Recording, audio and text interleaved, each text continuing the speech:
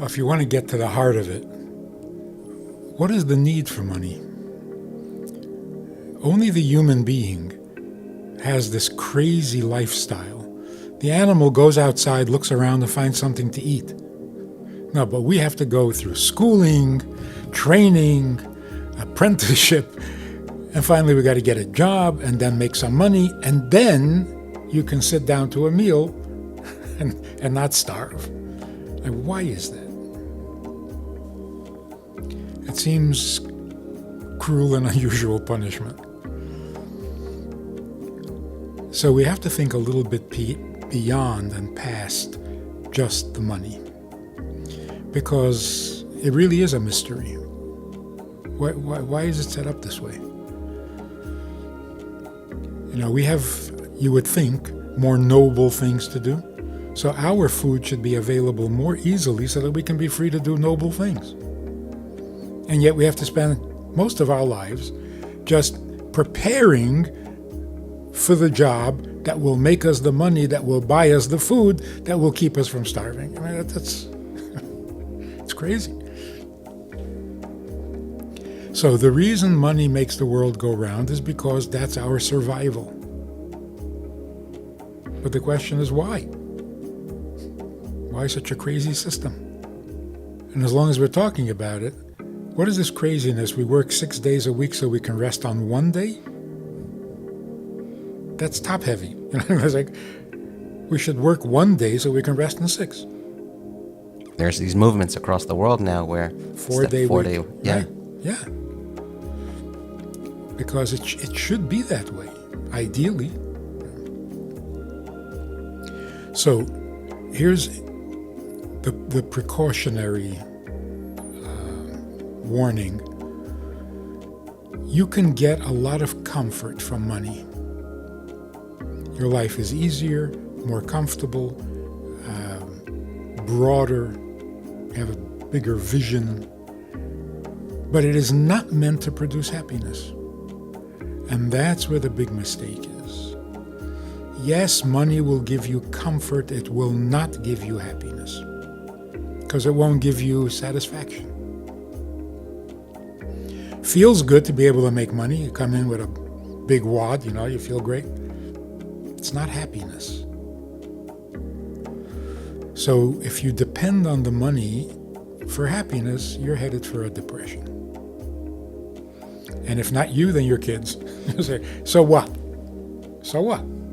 So we have money, so we're rich. It doesn't make for a happiness life. But the reason we have to do all this, and the reason we have such a complicated path to a sandwich, is because it's the only way that God can get us to interact with each other, to meet people we otherwise not meet, to get us to come out of our caves and feel mutually dependent on each other. In other words, it creates a more human existence. If you had your food outside, just climb a tree and eat, we wouldn't be human the way we're meant to be. So instead of thinking of how much money am I making, who are you meeting? Who are you dealing with? Where is this taking you? What are you exposed to? And what good can come from that? The people you're dealing with, your buyers, your sellers, your customers, your employer, is there something that you're supposed to learn or give or receive, or some kind of human interaction that makes the world a better place? If Adam and Eve hadn't eaten the apple, would this idea of money had it existed? And if not, how else would we have interacted? So if you read it superficially, it sounds like the curse. Mm-hmm. The curse for eating from the tree of knowledge was that by the sweat of your brow, you're going to make bread. That means go to work, mm-hmm. In simple language. Get a job. So it sounds like a curse, and it can be a curse, but really it's a hidden blessing. It's like saying you can't just be yourself anymore. Now you have to interact with other people. You'll give, you'll take, you'll receive, you'll help each other in some way.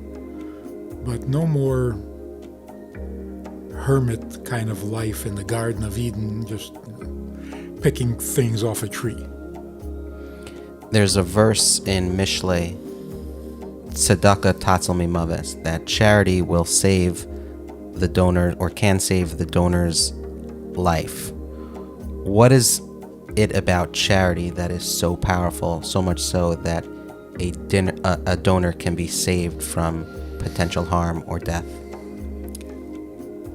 With a little stretch of the imagination, giving charity means giving away your life. I mean, imagine you have only $1 left and you give it away. Well, what are you giving away? Your life, your survival. So you, in return, you deserve to receive life. So if you give life, you get life.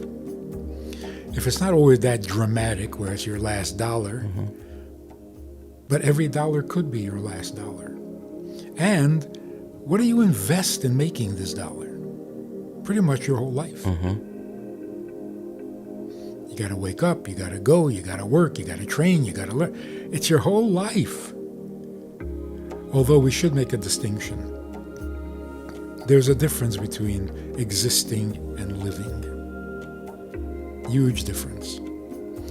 Existence means you take up space. Literally, that's the scientific definition. How does this exist? It takes up space. What does it mean to take up space? Can't put another microphone in the same spot. So for human beings, to exist means I take up space, which means you can't sit in my seat. It's mine. I was here first. We can't share the same space. If you take it to an extreme, Cain and Abel, Cain and Hevel could not share the same space. They had the whole world, and they couldn't share it. They must have had huge egos. Everything was huge back then.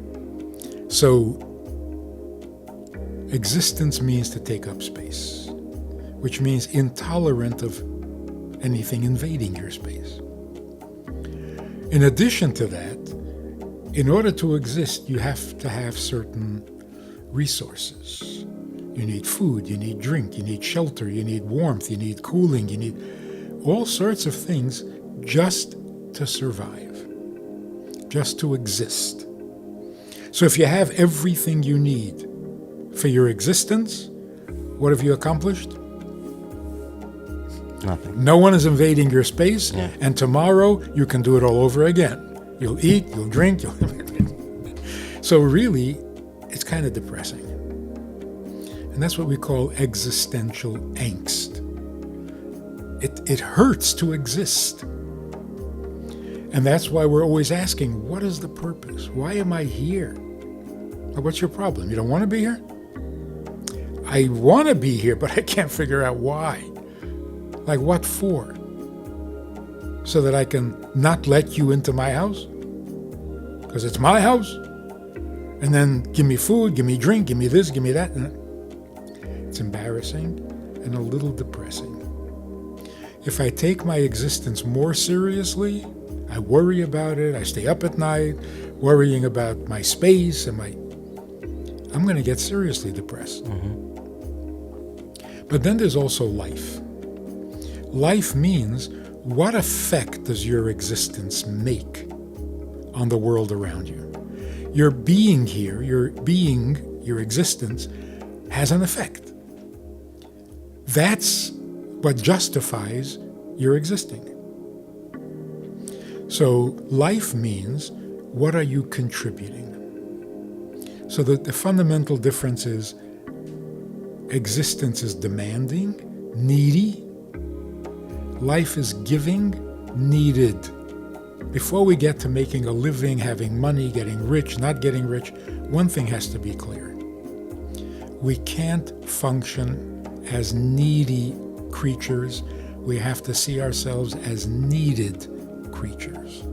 Changes everything. That alone, the depression is gone. who needs us? Is it, and I've heard talks from you in the past, and I would like to get into that a little bit, but who needs us? Is it other humans that need us? Does God need us? Yes. How do you look at needed? Yes.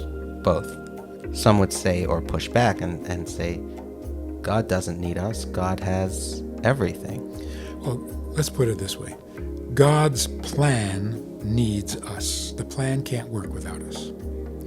God wants this world to become a godly place. Well, the only way that can happen is if we do it. Because if he does it, then it's not this world.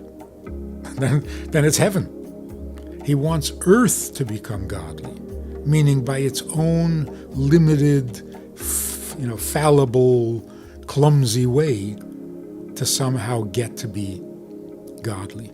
So yeah, it depends on us completely.